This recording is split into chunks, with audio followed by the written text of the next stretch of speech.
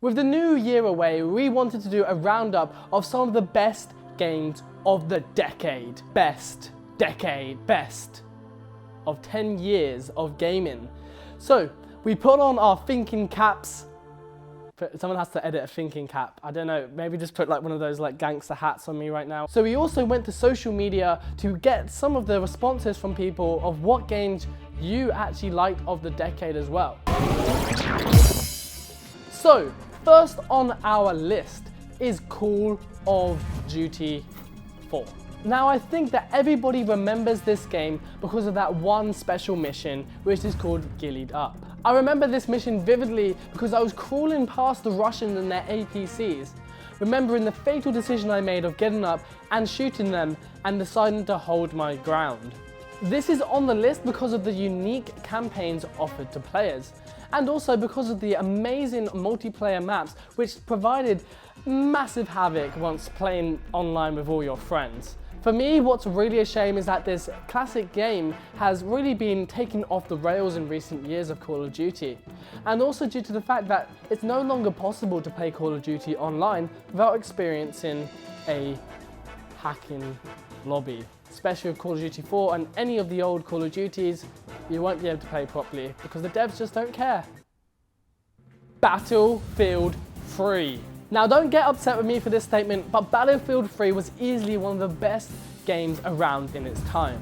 One of our favourite memories here at DoubleUpGaming was flying around the Gulf of Oman, destroying those darn Wookiee sniper things. I'd really like to see a picture of like a Wookiee and a sniper right now to combine into one, but that's something to think of in the future or while you go to sleep. But what also made this game unique was the fact that co-op actually had a purpose. You could actually play full missions with your friend and not have any of the hassle that comes with now modern games. It's on this list because of the incredible destruction you could get whilst playing the maps such as Operation Metro, and also the fact that you could even reach 5-man hits with a tank. I mean, what other game of its time could actually do that? Halo Reach. Halo Reach was one of the first Halo games that allowed you to use your own Spartan within the campaign.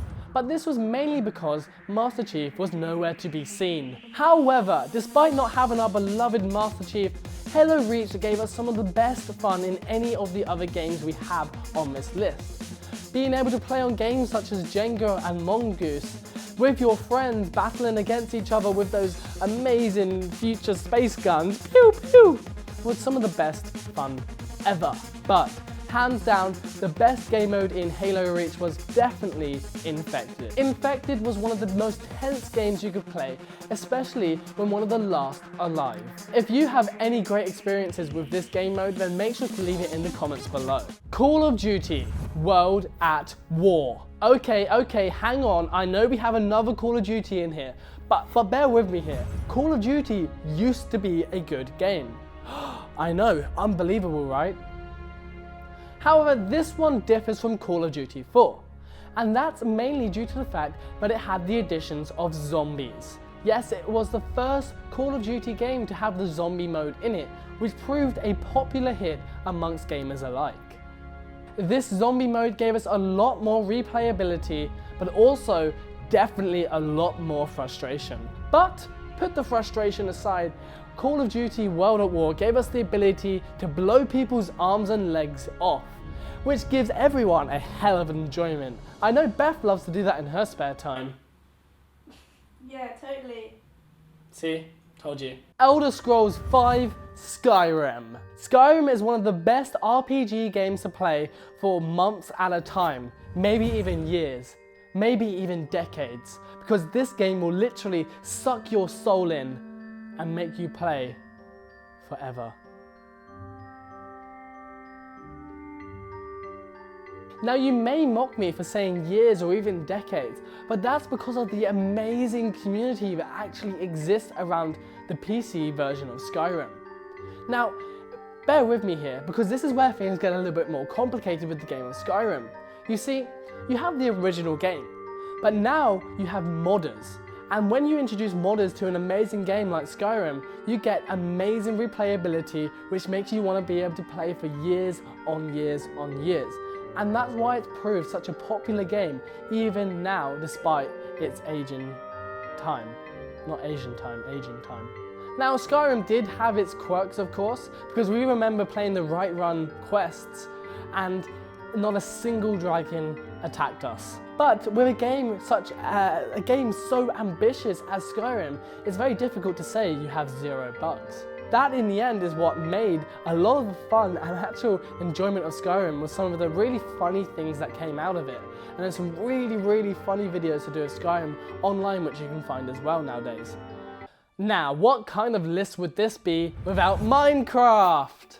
Minecraft even now continues to take the world by storm with its continuous updates. There you go, developers. If you want your games to last forever, then update them every week. At the moment of recording this video, it is one of the most popular games that is talked about in the media and press worldwide. And that's because it's worth so goddamn much money. We've all had hilarious moments within Minecraft. The ability to play single player, multiplayer, different adventure maps, be able to install mods, makes it an all-round solution to a game which can literally be described as an engine. Minecraft from now on is no longer really a game.